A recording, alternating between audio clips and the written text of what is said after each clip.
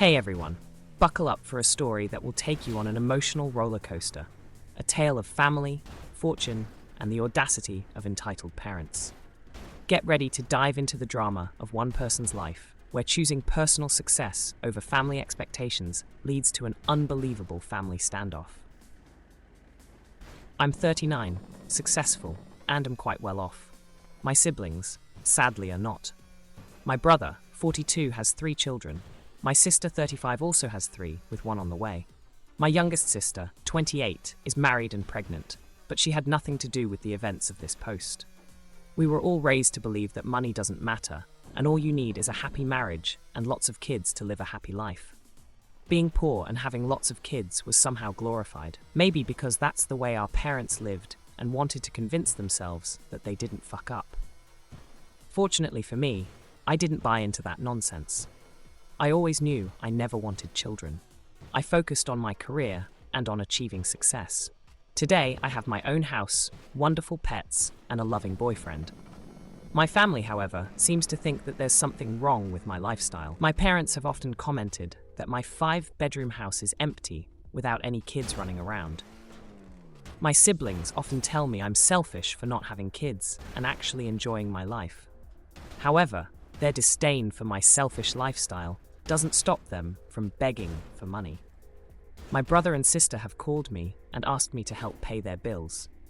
Now, if it's something serious like clothes or school supplies for their kids, I'm willing to pitch in. But I always refuse when I'm asked to pay for trips to amusement parks, etc. I also paid for my parents to stay in a high-end assisted living facility. They're my parents. I felt that I owed them this much. I have moved them to a less luxurious facility because of something horrible they did. I'll make a post about that too, if you're interested. However, I couldn't help but feel insulted when they sang praises for my siblings, for breeding and following in their footsteps, and how my parents wish I had done the same. As if, among all their kids, I'm the biggest disappointment. For this reason, I've distanced myself from them. I only call or visit to check up on them and don't let them be a part of my life. The other day, I got a call from my sister asking if she, her husband, my brother and his wife could come over. I said okay. They asked me to leave my fortune to their kids in equal portions, and if I did, they would stop asking me for financial help. They said this as if they were doing me a favor. "You don't have kids, so who are you going to leave it to?" asked my brother. I told them I was going to leave my money to charities and that I don't owe them shit. When they went on the "you're selfish" tirade, I told them to get lost. The next morning, I got a call from my dad telling me they were disappointed in me. I simply hung up. The one family member who has stood by me is my youngest sister. She actually has her shit together, and I could not be more proud of her. After the altercation with my siblings, my parents tried a different strategy.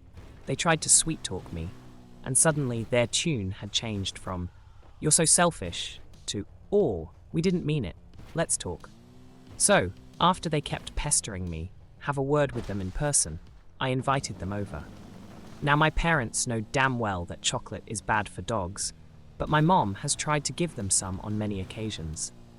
When I tell her off, she always comes back with, "but maybe they like it," and I was just being nice. This time, when they came over, I left them in the living room and went to the kitchen to get some refreshments. While I was there, one of my dogs came over to greet them. I could see them from the kitchen.